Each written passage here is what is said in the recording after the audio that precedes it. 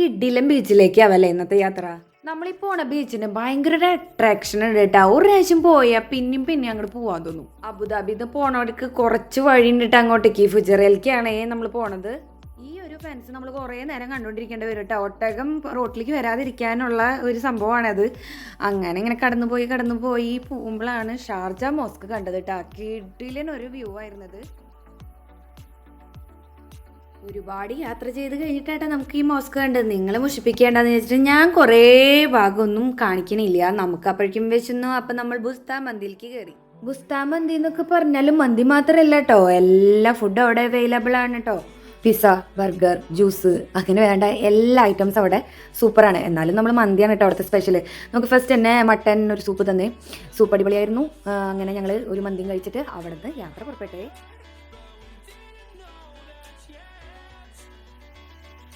ചില കാര്യങ്ങൾ അങ്ങനെയാണല്ലേ, നമുക്ക് ഇഷ്ടപ്പെട്ടൊരു സ്ഥലത്തേക്കാണ് നമ്മുടെ യാത്ര എന്ന് വെച്ചാൽ നമുക്ക് ഒരിക്കലും മടുക്കില്ല.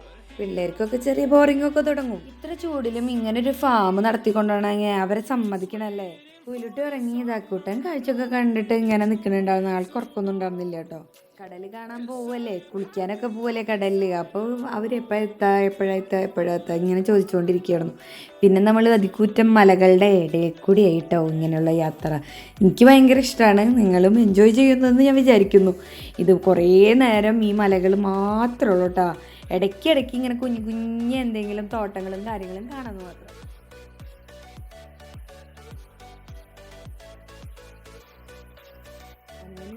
വലിയ മലകളെ തുരന്നുള്ള ഇങ്ങനത്തെ ടണലിലൂടെ പോവാട്ടോ. നമുക്ക് ഒരു 5-6 ടണലെങ്കിലും ഉണ്ട് കേട്ടോ.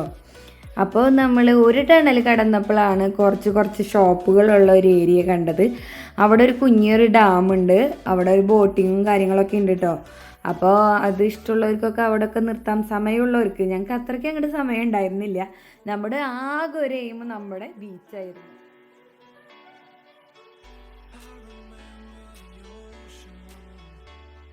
അങ്ങനെ ഡാം കഴിഞ്ഞപ്പോഴാണ് ഇങ്ങനെ നമ്മുടെ UAE-യിലൊക്കെ ആദ്യം മണ്ണുകൊണ്ട് ഉണ്ടാക്കിയ ഇതുപോലത്തെ ബിൽഡിങ്ങുകളായിരുന്നു കേട്ടോ. അങ്ങനെ കുറേ മണിക്കൂറുകൾക്ക് ശേഷം നമ്മൾ എത്താറൊക്കെ ആയി. അതിൻ്റെ ഒരു സൂചന അവിടെ ഒരു പച്ചപ്പൊക്കെ കണ്ടോ. അപ്പോൾ നമ്മുടെ ഇങ്ങനെ പോകുമ്പോൾ ബീച്ചുകളും ബീച്ച് സൈഡുകളൊക്കെ കുറേ കാണാം കേട്ടോ. നല്ല ഭംഗിയാണ് വ്യൂ.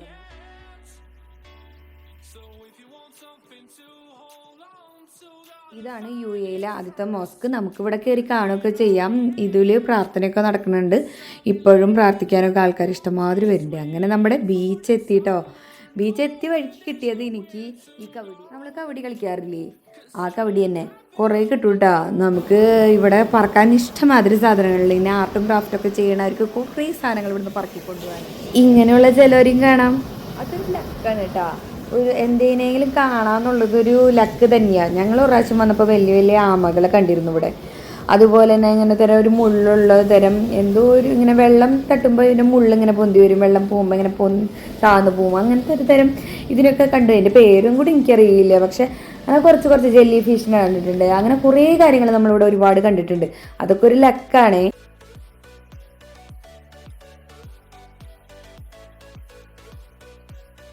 പിന്നെ നിങ്ങൾക്ക് അക്വേറിയം നിറയ്ക്കാനുള്ള സാധനങ്ങൾ വേണോ, ഇഷ്ടംമാതിരി ഇവിടെ കിട്ടും കേട്ടോ.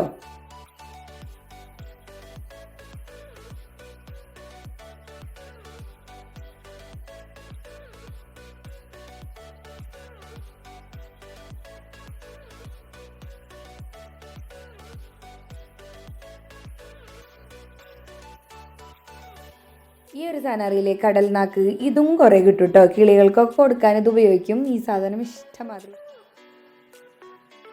ഇങ്ങനെ കുറേ കല്ലുകളുണ്ട്. അതുമ്പോൾ നമുക്ക് വെറുതെ ഇരുന്നാൽ മതി, കടലിൽ നമ്മുടെ മേത്ത് ഇങ്ങനെ വന്നടിക്കും. ഇതുണ്ടായ സംഭവം എന്ന് വെച്ചാൽ ഇവരുടെ വീഡിയോ എടുക്കാൻ നിന്നിട്ട് എൻ്റെ മേത്ത് വന്നിട്ടാണ് കടലടിച്ചത്. ഞാൻ ആകെ നനഞ്ഞ് കുളിച്ചു. അങ്ങനെ ഞങ്ങൾ കൈറ്റൊക്കെ പറത്തി അടിച്ച് പൊളിച്ച ഒരു ദിവസം കേട്ടോ. ഇത്ര എൻജോയ് ചെയ്തും ഇത്ര സമാധാനമായിട്ടും ഭയങ്കര തിക്കും തിരക്കില്ല ഇവിടെ. നമുക്ക് ഫാമിലിക്ക് വന്നിട്ട് നല്ല കംഫർട്ടബിൾ ആയിട്ട് ഇരുന്ന് നന്നായി എൻജോയ് ചെയ്തിട്ട് പോകാൻ പറ്റി.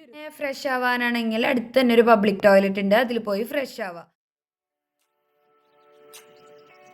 ഇയാളെക്കുറിച്ച് ഞാൻ പ്രത്യേകിച്ച് പറയണ്ടല്ലോ, ഞാൻ എൻ്റെ ഷോർട്സിലിട്ടിട്ടുണ്ട്.